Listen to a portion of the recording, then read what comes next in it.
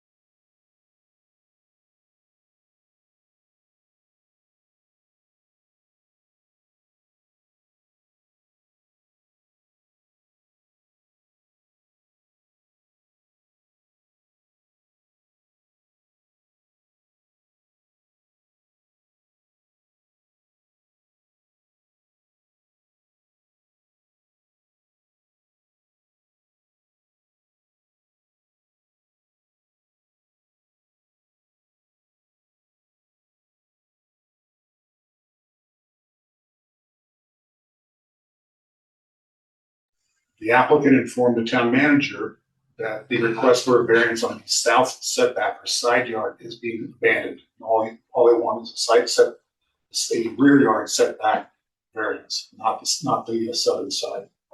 The property is within the R1 zone district. The rear yard setback for that zone district is 25 feet.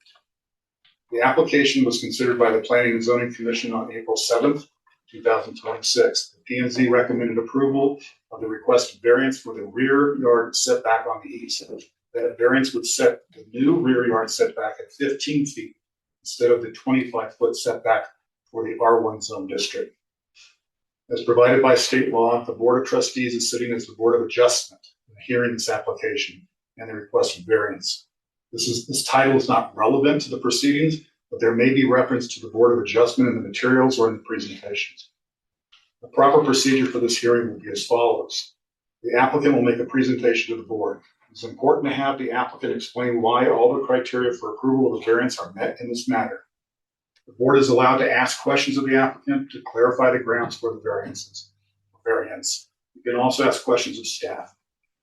Anyone in attendance who wishes to speak about the application will be provided an opportunity to address the board. The board is allowed to ask questions of any speaker to help clarify the information being provided. When everyone who wishes to speak to the board has spoken, The applicant will be allowed to rebut or address the comments provided by the speakers if the applicant desires. We will then close the public comment part of the hearing. The board will then deliberate and debate whether the variances requested should be approved or not. It is very important that the board members explain their view of the evidence and provide opinions as to whether the criteria for approval were satisfied or not satisfied. We previously were provided a non-confidential public memorandum that outlined the 6 criteria that our land use code requires for variances, and I hope you had a chance to review that. After all deliberations are completed, a motion will be in order to approve or deny the ordinance, which is before the board. The board is allowed to modify the ordinance as part of the motion. A vote will be taken on the motion as presented. Because the board has held many public hearings, I can only recall perhaps 2 in 9 years, the town attorney can be requested to provide information as we go along, to give you some assistance in the process and procedures. So don't hesitate to ask till we get it all done. Thank you. All right. Speak up real quick, Bob. 10 seconds. I am within 300 feet of this property. I have no opinion on it. I'm here as an unbiased judge for this particular matter.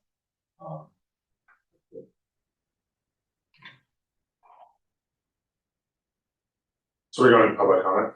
We'll go to the applicant. The applicant. Okay. Lou Fishman, property owner, applicant. So I heard the town attorney read the rules of what's going to happen tonight. It's the first I've heard of it, so I don't have a prepared statement really towards anything. So my architect, Robbie Dixon, is here. He may be more educated to speak to some of the technicalities of it. So we applied for the variance per town land use codes for the reasons that we stated in our variance application. Is it okay if Robbie speaks to more of the technical stuff? Mm-hmm. Are you comfortable with that? Sure, I guess so. So, Basically, in a nutshell, without the variant, the lot's unbuildable. And, it's my opinion that every lot that the developers have developed here should be buildable in some way, or the town should buy them back for open space.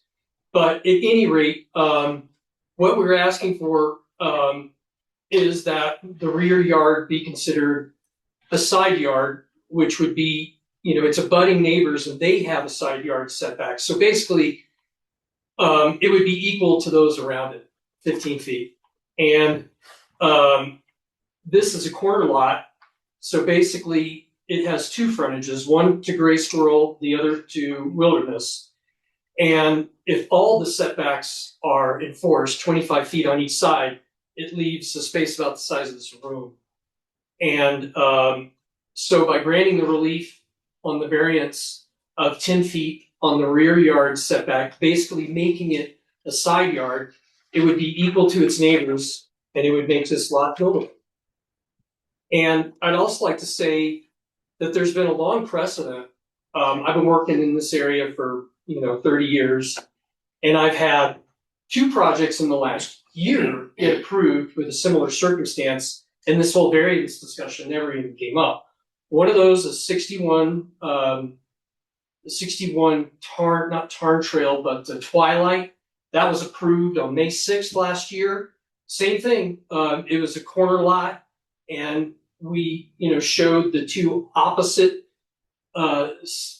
property lines from the road as having 15-foot setbacks.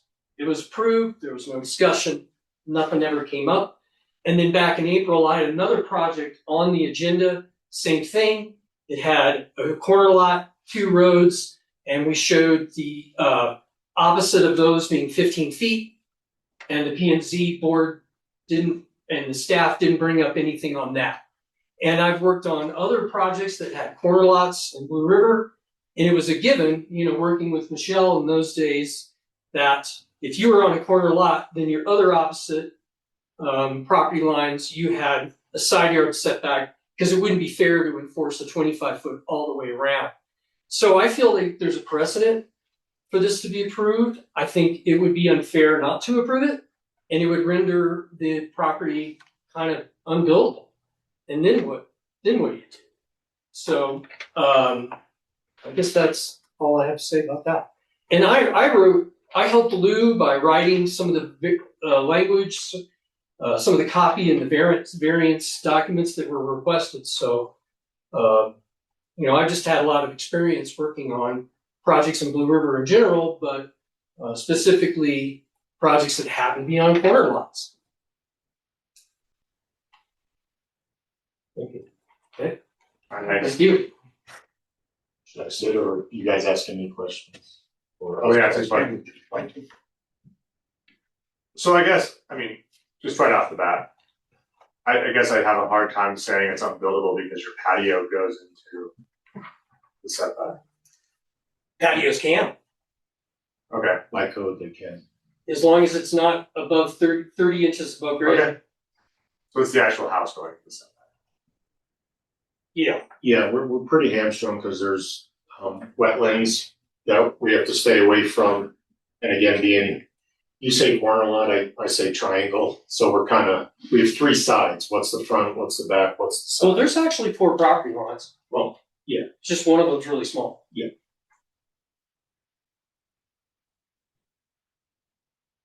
So on page 8 was the giant, we're saying one of those isn't in question anymore, only. South side. The one with a little back patio. Okay, Well, that's not in well, question. that side actually still would be because it's opposite gray squirrel.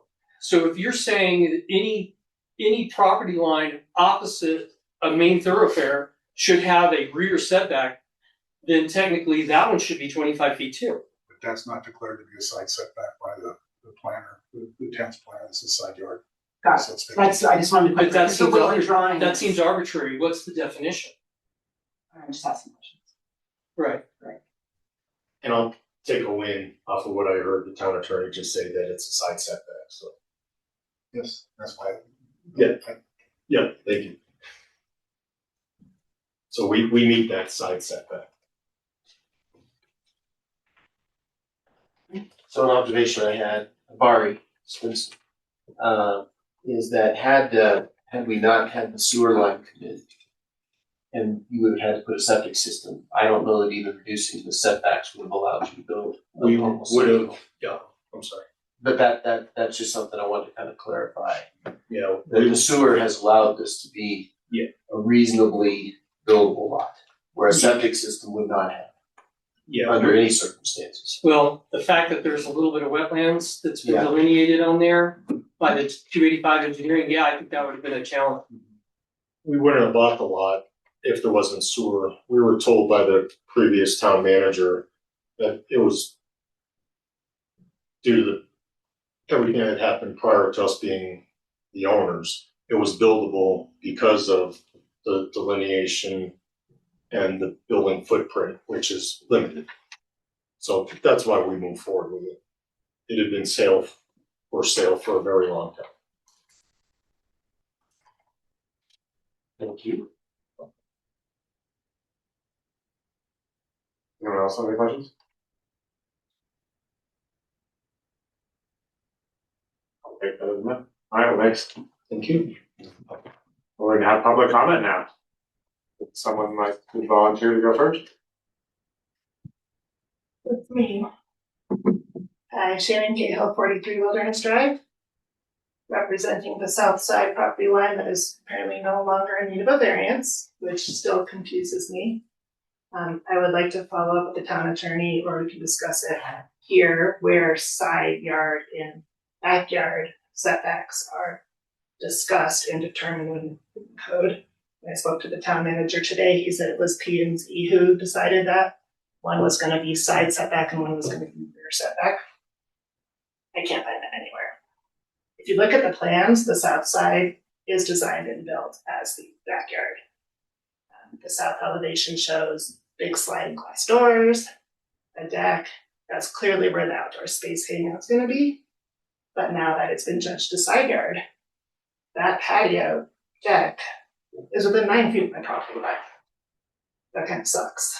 This is a spec home. this is getting sold as a ready for short-term rental home.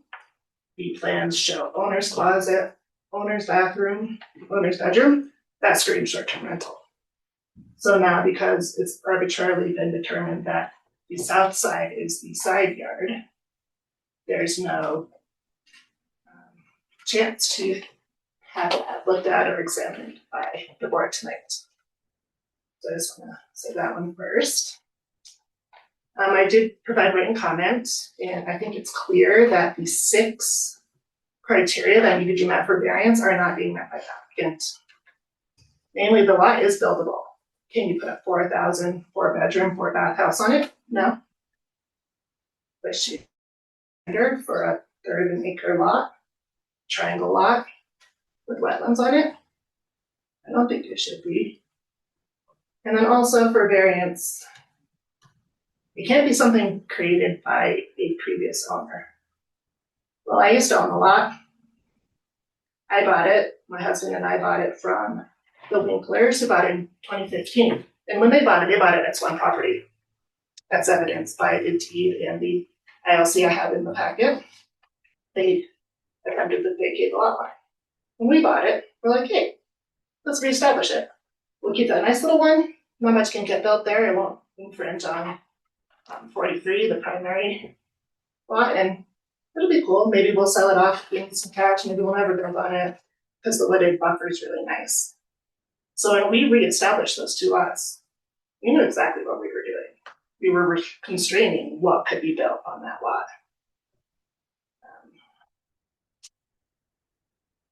And then I guess I just want to talk a little bit about the precedent that the architect was citing. I looked at the plans for 61 Twilight, and I don't think the situation there is really comparable at all. That project was adding a garage and a deck to an existing house. The garage needed the side yard setback, but the patio was already 50 feet from the other property line. So I'm not sure why that was even called out as needing a variance there. The best that I can surmise is that there was a little grading that was needed for the retaining wall. But that did not need to have both of those rear yard setbacks adjusted for Twilight, so I'm not sure where that could be used as precedent. Did I rant about the patio yet? Okay, patio is not defined in code anywhere. There's no definition of 30 inches defines a patio. There's nothing. Deck is clearly defined. Funny enough, same architect was on the Twilight Trail project, and they had something called a patio there. This was an attached elevated covered deck. It was also called a patio on those plans. I'm pretty sensitive about this patio going into now the 15-foot side yard setback. Hot tubs are allowed in decks. Hot tubs are not allowed on patios. Who is going to be the reviewing body in 2, 3, 5 years when Airbnb owner number 5 wants to put a hot tub on the patio that is 9 feet away from my property line? I think a patio in the setback is just a really dangerous workaround. It's a deck. It's big. It's the same elevation as the front porch. It's concrete, stamped concrete. It is not a little minor landscape element. This is where the grill's gonna be. This is where the hot tub's gonna be. This is where the drinking and smoking is gonna be 9 feet away from the property line in the side yard.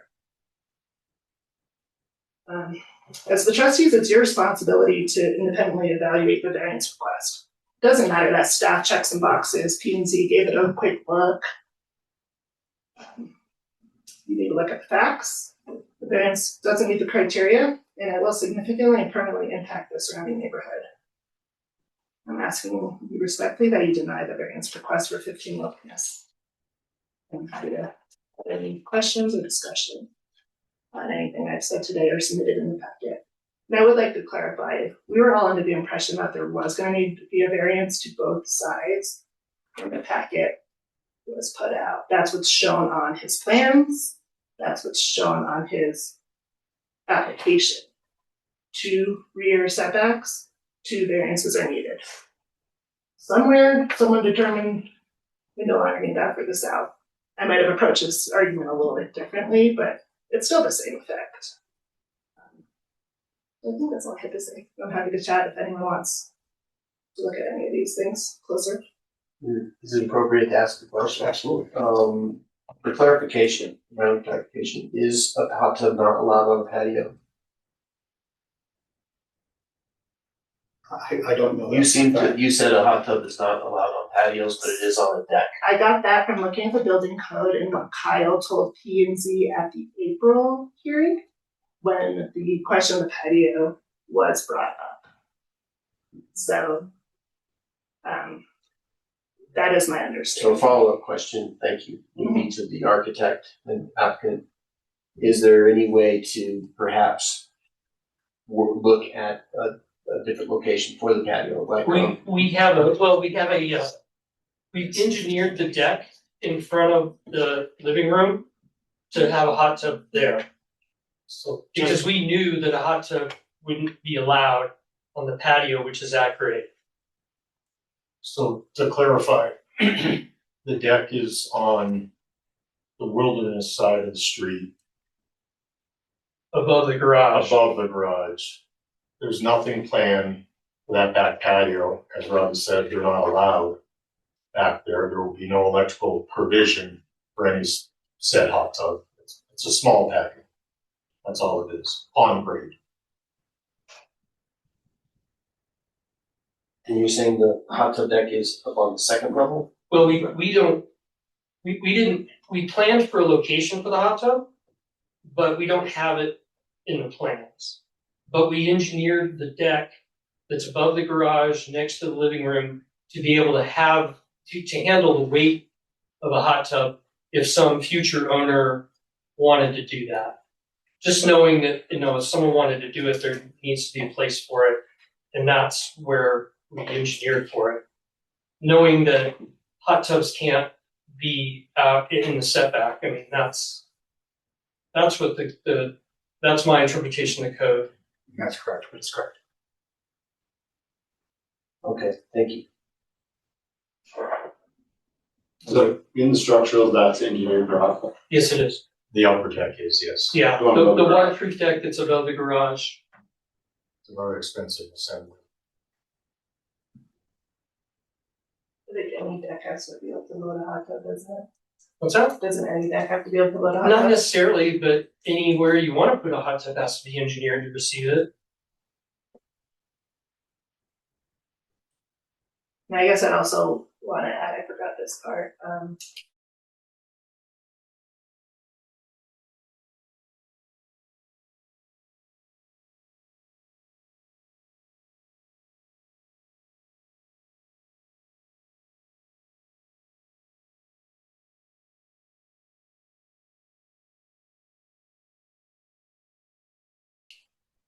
plans indicate that 30 foot around the whole structure.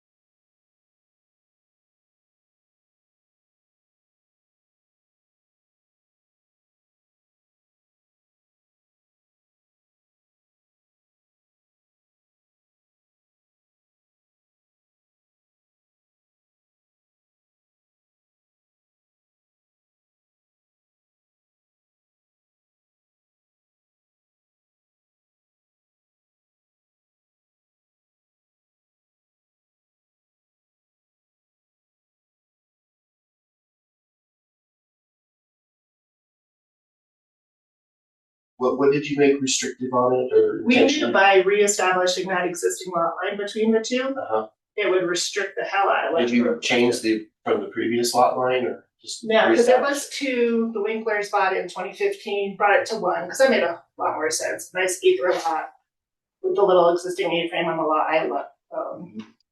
we were like, well, let's play it safe, let's reestablish that in case we need to let go of one or the other. But your intent, you kind of felt that it wouldn't be buildable by reestablishing it. No, I thought it'd be buildable, but more like 1,200 square feet.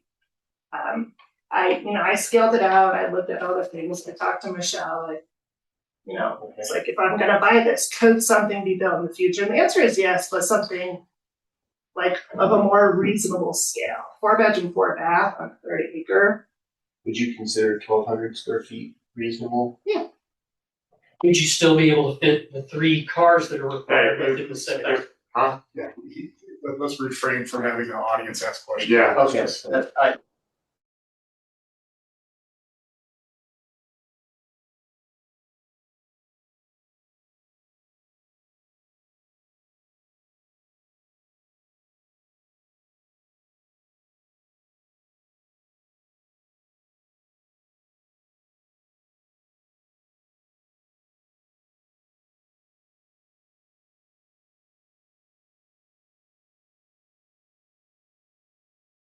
you answered, you clarified. Mayor, if I may.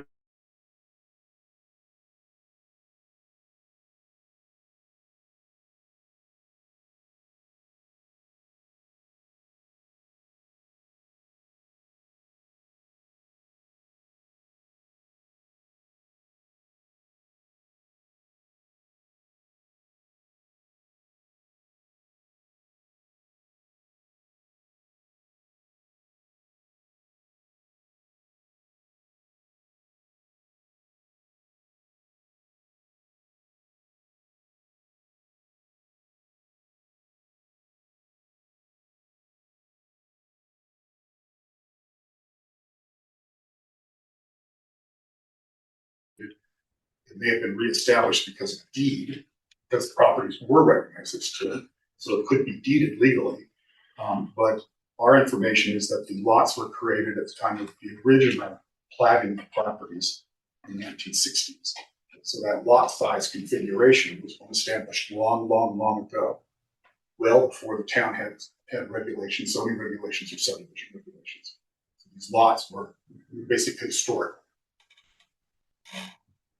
So in the public record, the lot line was never vacated legally. Answered a very good question for me. Thank you. Sounds kind of like. I'm a little confused about the side setback thing and rear setback, because it touches your property, you're saying on the south? Yeah. Would this be a side setback on your side of this line? It's my friend. That's the way my house faces, is the back/side of this. It's a little confusing because it's the corner. And I think that's why initially it came in with 2 rear. Because it's like, what's the question? What does this do? But by design, the backyard is now facing south. But somehow that's now the south or the side yard. Yeah, my front door faces north-ish. The front door of your house, not. Yeah, the frame faces Frontage. the front of the slot, the patio. Closed patio hot tub. I mean. I think that question was right. Is that your 15-foot setback on the same side? Right. That's what she's That's a asking. So side, if exactly, your lines. house, I wouldn't think so. is that your 15-foot I would setback think side that would yard? be a 25. Right, because that's my front door. It's, What is front behind that? I can't find it anywhere. It seems very arbitrary, so that's why I'm super confused. Chad told me, well, P and Z said that's the side. I'm like, okay, I went back and listened to that YouTube, but then I can't find it anywhere in code how you determine which one. I mean, the front door faces wilderness, the garage faces wilderness, so that's the front, I guess, and then this, That would the be your rear front. has to be the rear, and the side is the side, regardless of how you design on a triangle lot. Right, You know? yeah, no, I get the. I think it's a little bit, it's a triangle, so it's a little arbitrary. But with that said, this is your 15-foot side setback. If you make the other 2 your front and back. Me? No, I would think that's my front, Your- that's your- my door. Your wilderness side. I mean, the reason that we all gave up that property years ago Uh-huh. was we gave up 10 feet for the roads. Right, so one Yeah, property it's gave up fine. 10 feet and the other property gave up 10 feet. right? So we really had a 15-foot setback from the road and 15. If you throw the road in there as well. So are you saying the road is the front or the side? I think the road is the front Okay. of your property. And, right, and I understand when now we have a triangle, when we get more roads involved, there's definitely confusion. The same, I've been through these, not only here, but probably 2.5 more hours, just trying to figure out what was what and what the shape of this lot. Yeah, but it's not like written anywhere, you know? Well, I understand and we the run into a concept. ton of that in Blue River, right? Because we didn't plot any roads. Yeah, I mean, there's the road easement is on the plat when I bought, and I knew that the road was entirely on one side. It's like not Right. straddling the easement whatsoever. So I also question, why isn't part of this adjustment being like, hey, can we scooch the road or get a little relief from the double road setbacks? Why is the only relief being sought on the lots that are occupied? You know, it's like, No, I understand what you're saying. And yeah. we run into this constantly. This is not the first time we've had this same discussion, right? About roads and easements and whose is what and where it is and when it was platted. And then Oh, for sure. no roads were ever put in, right? We just all gave up a certain amount of property for roads. And they got put where they got put. Blue River Road is entirely on those corner lots. Yeah, which by 100%. that, like, state statute CRS, if it's been there for 20 years, it's Being maintained by the town, no right? matter what. That. Yep. So then we run into this constantly, and we run into the same issue. So if you're on the other side of that, do you gain that value back? If the road is entirely on somebody else's property, you should gain Well, it. the houses on the other side are not 25 feet away from So this is that road whatsoever, you know? as typical with our Blue River stuff. It is Mhm. clear as mud what we're trying to Oh, figure no, I out. get it, but I have to come and like defend No, myself. 100%. Just like, 100%. you know, I get it. So, I work for town of Breckenridge. I know how all Yeah. this stuff goes down. I get it. But I still think that we need to take a strong look at all of this, especially that buildability. It's not buildable. I'm like, really? Well, actually, it was, according to you, it was buildable, Just 1,200 square feet. That's like smaller. Could you do me a favor? Could you mark on my map kind of the edge of your house where this patio side is? I think this is the patio side here. I mean, it's a 700 square feet frame, probably, right there. That's your house right there? Yeah. And this is the patio over here. Is that correct? Mhm. Okay, I think it's a little further, but I mean, okay. Thank you. that's true.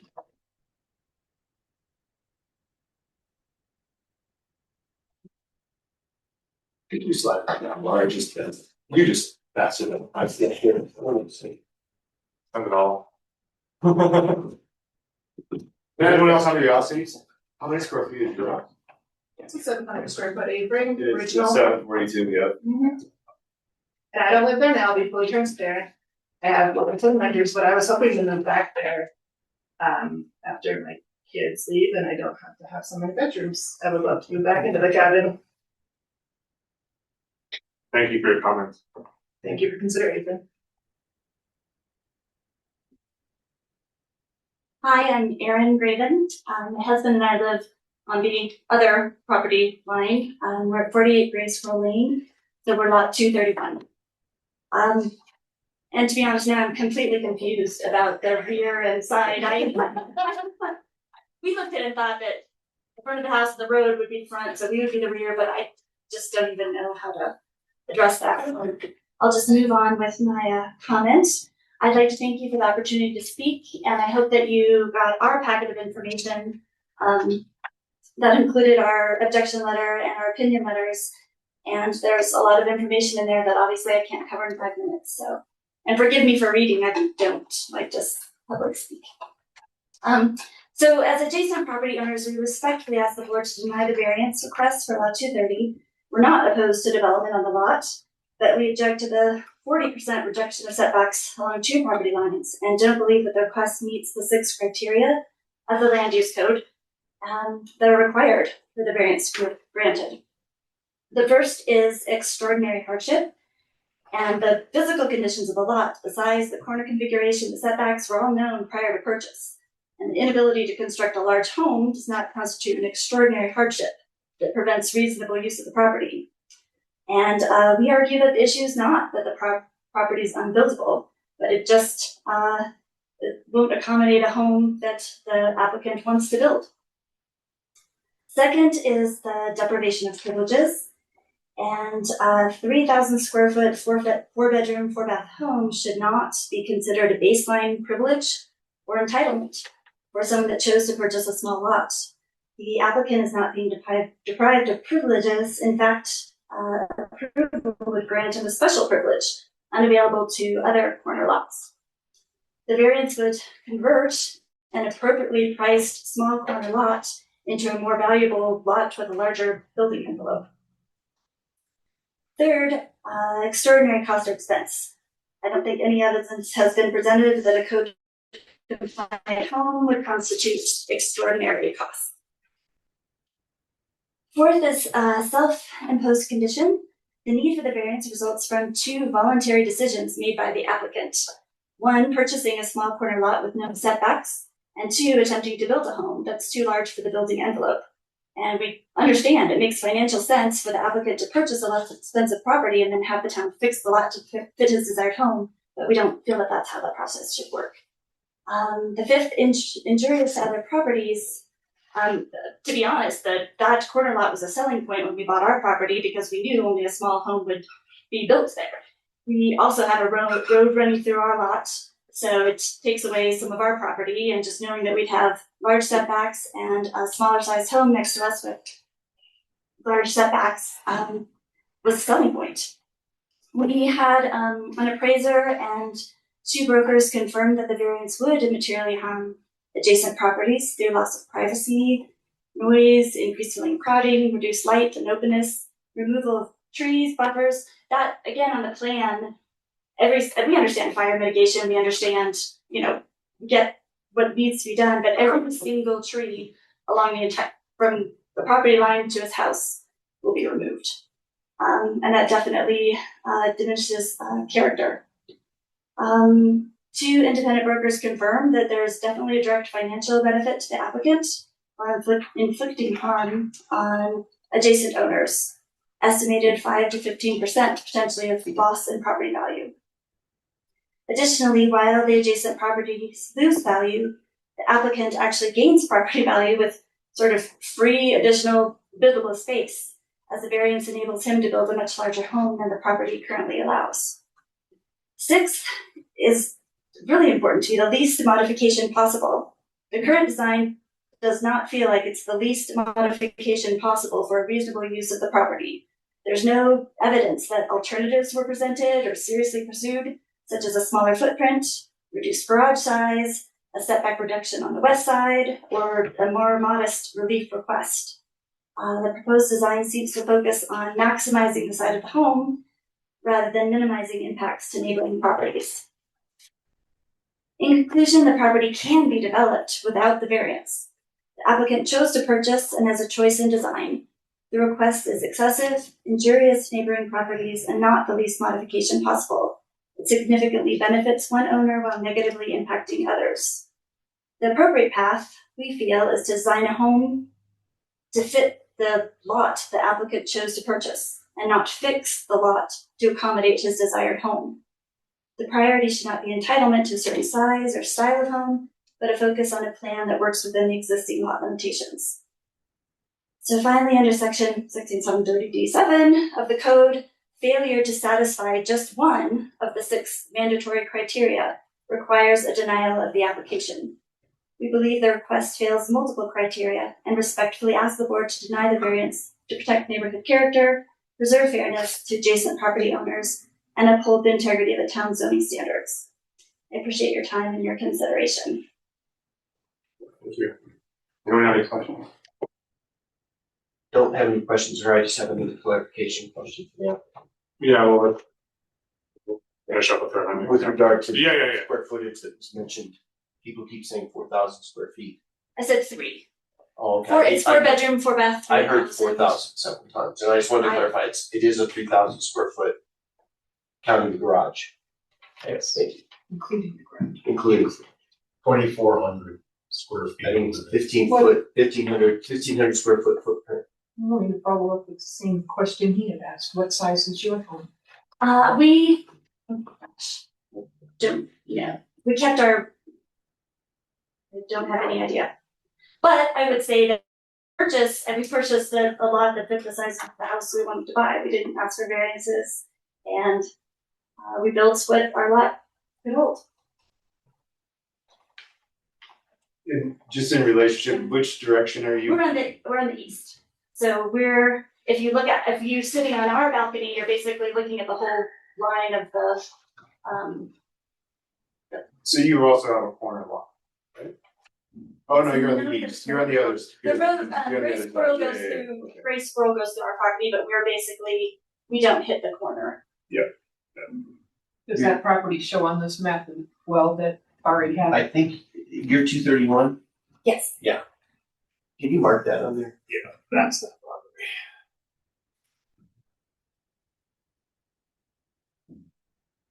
This. I drive by there, it doesn't quite look. It's very weird when you look at the map. Yeah, it but- doesn't look like all the structure is there. That's all I was. Well, Yeah. we Yeah. thought that So the there's- A-frame was there, but we expanded it. Built another A-frame. We built another A-frame. Frames. That's that,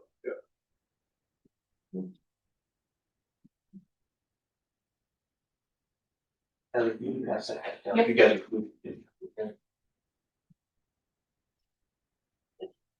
All right, thank you very much for your comment.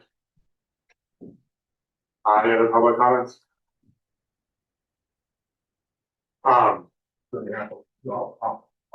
That's an opportunity to rebut. Yeah, I guess I provide any of that. I have a few comments, trying to fit, sure, we did look at trying to fit stuff in there with the, setbacks as they were, and with the town's requirement of having 3 parking spaces, none of which outside of the envelope, those 3 parking spaces wouldn't fit in. So maybe you could fit a 1,200 square foot home, but you wouldn't be able to fit 3 required parking spaces that the town of Blue River requires. So some sort of variance would be required for this lot. Because you wouldn't be able to, I played with the geometry, just the parking wouldn't fit alone. So.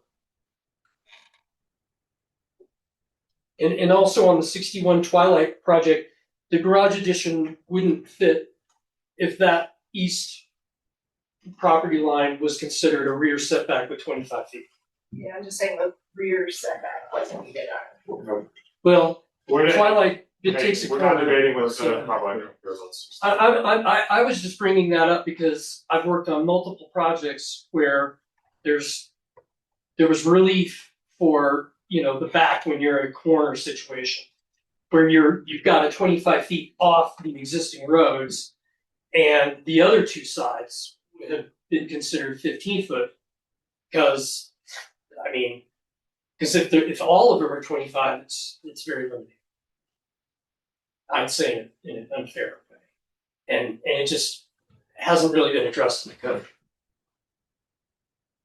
So it is a 2,400 square foot home with a garage. I think everyone knows they need a garage in Blue River when it can fit inside of a building envelope, so that's what we did. And yeah, it's a tough lot. We knew going in it was a tough lot. We had information from previous people here at the town. Obviously, at this point, it doesn't matter, so that kind of helped sway our decision through our due diligence, and we move forward. Regarding red, white, and blue, the good news is that we have fire mitigation. The better news is red, white, and blue doesn't really do anything about it, and town of Blue River is going to sound wrong, but they don't code enforce that. So we're not planning to clear cut anything. I want and I need as many trees as a buffer as possible. We've staked the house, we know where the building corners are, we know where the setbacks are, and the good news for you is, unless someone tells us we have to, most of those trees are staying. between us, all the little small ones, I was there today. And kind of is what it is, we bought it of a lot. The used by right, our property, and we're trying to do everything within building code and the land use codes as directed by town staff, as approved by planning and zoning to try to build a house. Nothing more complicated than that. So as I look at this, your 10 foot that you're asking for to turn into a side yard, basically, right? Get back to 15. Well, we're not turning anything inside here, that's what we were told, is side, front, back. Stays over, okay. If you had to take that part, so it's 42 feet wide, you see down there? The footprint of that side of the house. I just scrolled through, I don't have it right in front of me, but it's about that. Somewhere in that range. So if you had to take off that 10 feet for 2 stories, right? So then you're losing almost 700 square feet. And you said you were, what was the house size? 2,400 living. 2,400 living. So you're already down, so you're down to that 18 to 20 square foot house. To get in, and I see that the parking issues on that far side, I mean. Yeah, we had to adjust for that when we initially applied for P and Z. And you have 2 indoor parking spaces in that one. As required by code. Yeah. And you're not allowed to stack them. No. Into that. Well, We would they're love- not allowed to be penetrate, they're not allowed to go over the setback. So they have to be entirely contained, In like this- in the envelope, I guess, so to speak. So we had to scoot everything to the side, not to the back, because that's the side.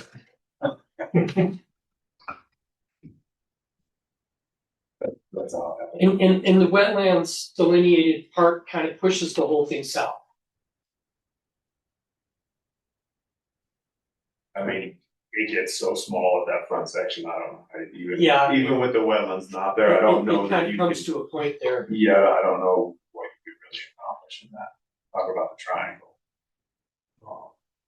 If these items are gonna be discussed in this subsequent discussion amongst the trustees, the applicant can be called upon to make comments, so I suggest we go on to that.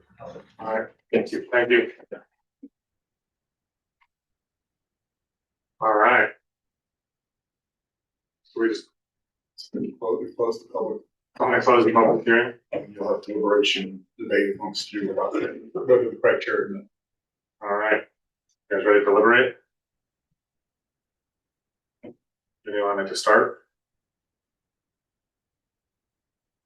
Well, for clarification, my understanding is that the actual footprint of the concrete will be 1,584 square feet.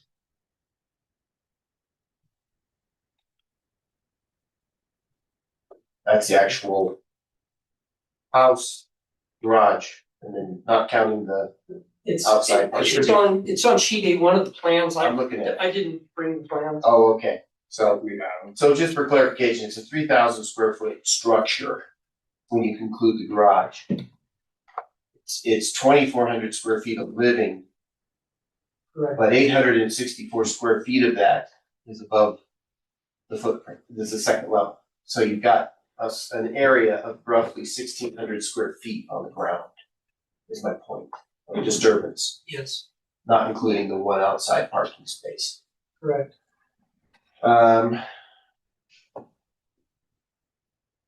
As far as deliberation.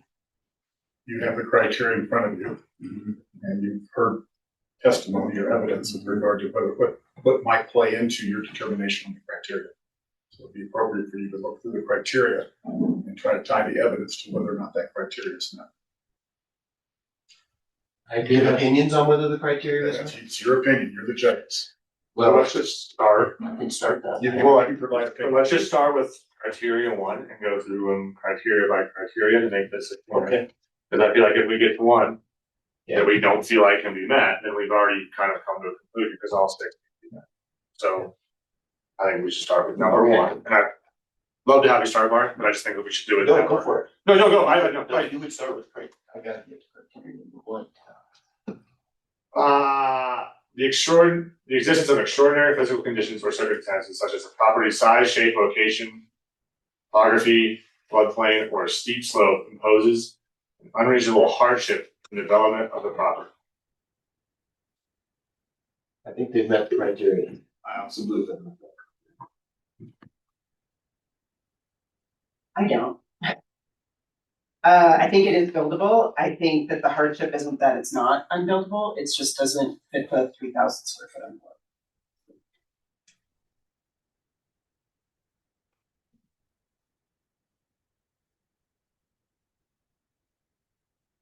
Okay, I also think it's a buildable lot, just not for the house that's being proposed, as far as criteria one goes.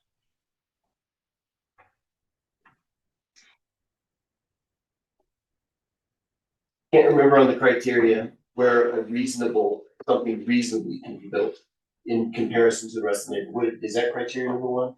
No, it's a later criteria. Okay, all right. I'm having a hard time with this, I'm sorry.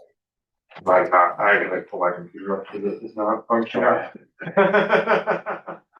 Yeah, ready for you on this? Criteria one? Parking does seem to be an issue. There are 3 cars for water. Okay. I know there is something else that just kind of shows the holes, another space out in the smokestack or something, but it's. So, okay, that's what the other would be.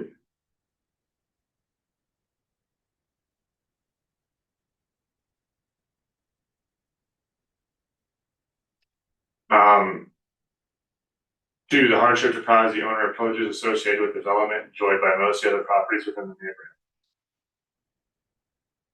I also would agree that that criteria was met. You agree that the criteria was met? That it is a hardship based on other development, equal development or average development in the subdivision. If I'm interpreting that correctly. If you are. I agree on that one. Number 2. Number 2.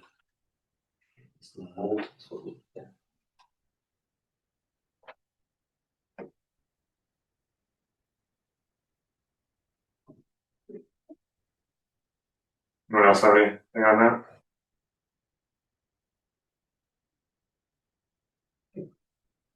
All right, 3, compliance with the standard of or requirement would impose an extraordinary and wholly unresponsible cost or expense upon the owner, which cost or expense essentially makes the property undevelopable, unmarketable, and given economic conditions.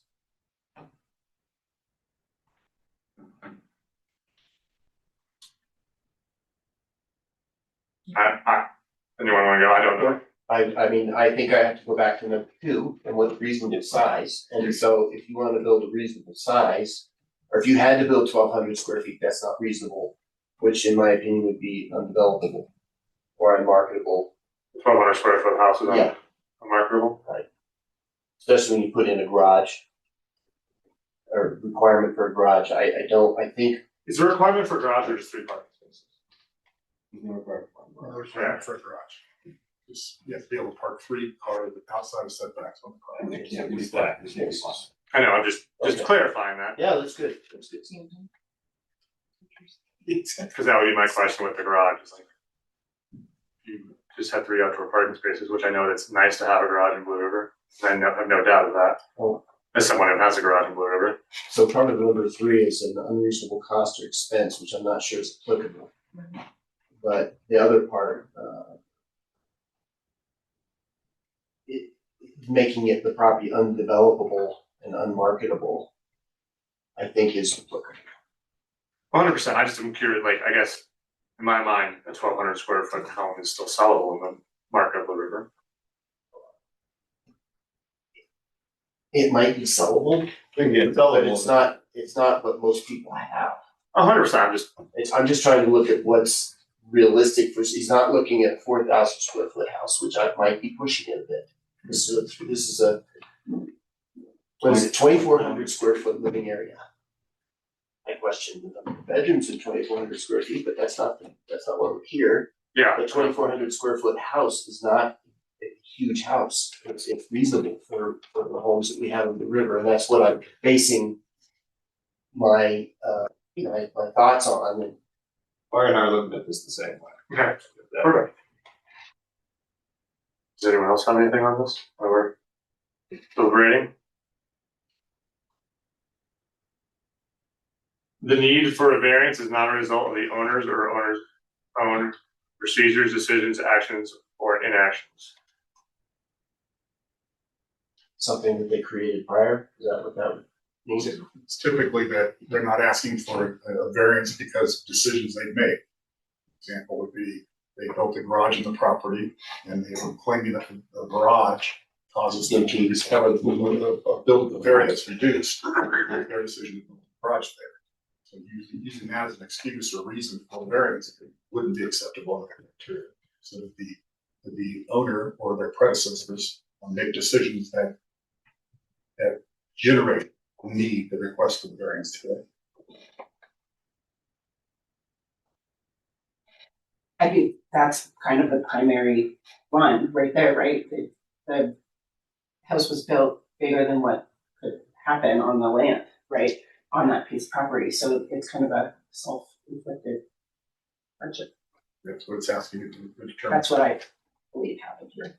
My concern with this one, especially what she was just kind of saying, is that we're gonna have a lot of people coming to us sooner than later that have smaller homes that were built 30, 40 years ago that are on smaller envelopes and are not able to be bigger without having a variance. They're not gonna be able to expand, they're not gonna be able to do an addition because their house is smaller. And are we gonna be, I think that would be coming into this, that they knew when they were buying, they couldn't expand, but most people will still want to. I think for me, Mayor, the considerations, size of the house, the shape of the lot, which is a very unusual shape, triangles. 100%, it's not the And best. then you factor in the roads, being bordered by two roads complicates the whole thing. And then I see the applicant, in my opinion, made a reasonable effort to still create setbacks. Not just say we want to be right up against a lot line, but they have 15-foot setbacks, and I'm looking at least lot 229. Both 229 and 231 don't look to be right next to the lot line either. So as far as the impact, that might be number 5. But I see that the applicants made a reasonable effort. They've centered it in the lot. They've had to take into consideration the wetlands. And when sewer came in, it made a lot of these lots like this one a buildable, realistically buildable. And I think, yes, we will see a lot more of that. Because a septic system probably would have made this really hard to build on. 100%. And so that we don't have that issue. And I guess that's all I can say right now. Anyone else have anything on that point?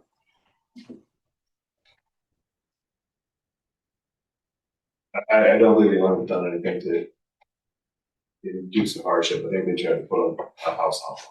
I don't think they cause themselves any harm by just trying to put a house on a lot.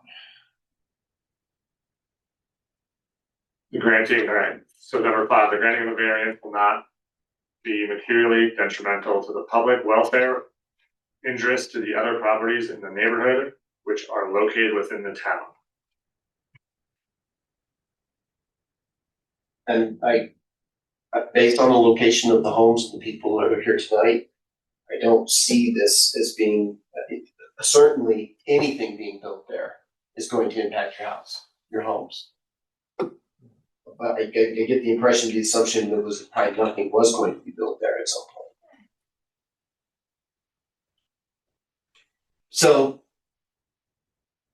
in my opinion, this is not, it's unfair for me to, my belief is it's not going to unfairly jeopardize the values of your properties based on my experience and what I'm seeing here tonight. I don't live next door, so I empathize with your feelings and concerns, but I'm looking at this as a broad stroke, and in what I realistically think is it would be an impedance or a detriment to your properties, other than just saying if it was open space and someone wanted to convert it to a house, then yeah, because you thought that was open space, but that's my opinion. It's not going to be make a material detriment, it's not going to be detrimental to the public and the owners surrounding. Anyone else want to comment on that? I agree. Being sympathetic to property owners and development's always an issue. But we have to value the property rights, the property owners' rights and what they're allowed to do with their property. Yeah, I agree. I don't think there's any hardship. Something's gonna be built at some point probably, whether the Bishop does it or somebody else. It's gonna be a house put in there. I don't see an incredible hardship. It's gonna be built. It's gonna be there at some point. Let me make one more comment because of my experience. I don't think Mr. Fishman got a steal on this lot either. Like he went into it thinking this is a great deal. That's my opinion. So, because I might make that argument. Like you knew going into it that it was a $50,000 lot. Yeah. So you don't feel like when he bought this lot, he would have known that the building envelope was the building envelope? I think it's very difficult. I'm not saying it's not I am not at any point saying it's not a difficult lot to build. I have no. The setbacks are difficult, Mayor. I would agree with that. There's not really an envelope on here. It's hard to establish what are your setbacks and what's your frontage and what's your rear. When you got two roads and a triangular lot. I think Mr. Fishman, the applicant, may have spoken for the previous. Was he dealing with Michelle previously? Yes. It also sounded like the lot owner may have been dealing with Michelle previously too with what was available. Doesn't sound like anyone really got the same answer. Okay, well, see, again, that's all hearsay too at this point because we have no idea what Michelle told anybody, right? And she can't buy the town anyway, regarding what she might say. Yeah. It's very commonplace that people say, well, it's down so they can do it. I guess I would agree with everyone. This is a difficult lot. Oh, yeah, I have no doubt this is a insanely difficult lot to build on. I just think my question is, do you think that he knew when purchasing the lot that it was a difficult lot to build on and there would be issues with building a 4-bedroom? If you can say 2,400 square foot home is reasonable, but is it reasonable on the lot he bought? Because there's lots out in Blue River, like we've been discussing in the last few meetings, that are plenty big for a 4,000 square foot home. Is this that lot? I'm not saying it isn't. I'm just asking these I questions don't because I consider 4 bedrooms to be the issue. I consider the disturbance on the lot and what is a realistic disturbance based on my experience. We're looking at about 18. The disturbance envelope is what, 1,800? Is that what it is? No, it's 1584. So 1,600 square foot footprint on the lot is not unreasonable. It's not exorbitant. It's not super small either. But it's not over the top for me. Something that like a 2,000. I don't know what it's discretionary, but what is unreasonable on a lot like this? The lot has a lot of constraint. It has the wetlands. It has the triangularity, the 2 roads. I think the applicant is being reasonable with the size and trying to keep it away from the property, from the lot lines, by setting it in what he's get in the lot. So I see an effort to build something that, in my opinion, is reasonable on that lot. I know we've been challenged just in here trying to figure out where the rear setbacks are. So it does make me question if that information was available at the time of purchase and looking at the site.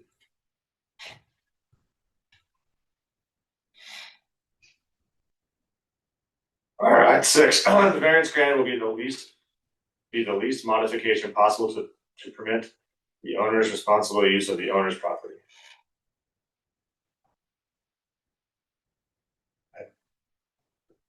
Already kind of discussing. No, 100%. I would agree that I think they've met that and tried to make a good effort to make this a reasonable house on the lot.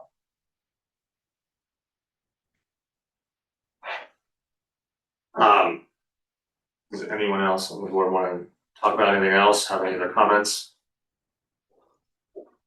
I agree with Barry, and from the notes from the building official, and from P and Z, as far as the patio on that side, I think there's some things that need to go in to make sure that that patio doesn't turn into a hot tub on the back of the house, to make sure that, you know, using that space is one thing, but using it in further encroaching, to me, I don't think that. There needs to be some guardrails put in place to make sure that doesn't happen. And I'll defer to Bob as to how those guardrails get put into place to make sure that that never becomes even more like, to go out of our way if this board decides to grant this, to grant that, and to say, well, all right, this is gonna go here, and it may go further, and, you know, owners down the road, other things happen, and I completely agree with you. Especially your lot on that side, right, there's a ton of space, so that would be one of the more focal points of that property, right, would be to go back towards you on the sunny side of that lot. So whatever guardrails would need to go in place, and I saw the notes, I think right, probably from P and Z, talking about that exact same issue. I have a question for the town staff. I don't know if you know this, but when it was passed by P and Z, do you know what the vote was? By any chance? It's in here. Is it? I guess it's. It's just out of curiosity, it's on the mayor, on that, side that has the patio. It would be my preference not to see an electrical box for a future hot tub or a faucet on that side. Let's understand that, and I believe it's correct, that hot tubs require a permit in town, and it can't be placed in the setback, so that's one of the guardrails that will be in place. Okay. Is that there won't be a hot tub within the setback. Okay.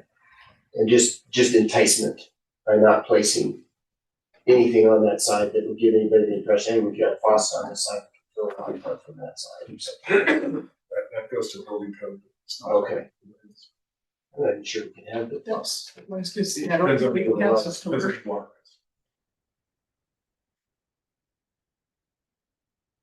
Anyone else want to talk about anything else? All right, so now we take a vote. Yeah, you have an ordinance in your packet. Currently, our code requires that those variants to be approved by ordinance. That will be changed with a new revision that we're going to propose. But you have an ordinance in front of you which parrots the decision, the recommendation should be made by the Planning and Zoning Commission. It's consistent with the applicant's application seeking a 10 feet of relief on the east side, which is declared to be the rear by the building and planning official. So we reduce that setback from 25 to 15. That's in the ordinance. That's the only thing the ordinance does is grant that rear yard setback to 15. A motion to approve the ordinance would be in play, and then you could debate the issue of whether or not there's criteria that would encourage you or discourage you from approving the ordinance. Where's 17? It's in here. It's not in the agenda packet, but it's very big, the agenda itself, that I just went into some sort of HTML document. Do we need to read the ordinance? No. You need to read the number, you need to. I'm so in the middle of nowhere in my packet. Maybe ordinance number 2026-04.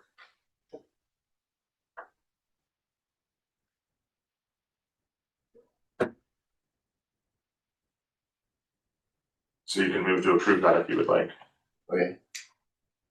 I will move to approve ordinance number 2026-04. And I appreciate the applicant's effort to leave as much tree buffer between this structure and the other homes around you. All those in favor? Aye. Aye. All those opposed? We need to make sure we clearly say who's ayes. Aye. Aye. 1, 2, 3, who's the fourth? Aye. No. Opposed? I'm opposed. All right, How many are opposed? Two? two, The variance requires 4 votes, so it passes. it passes. All right.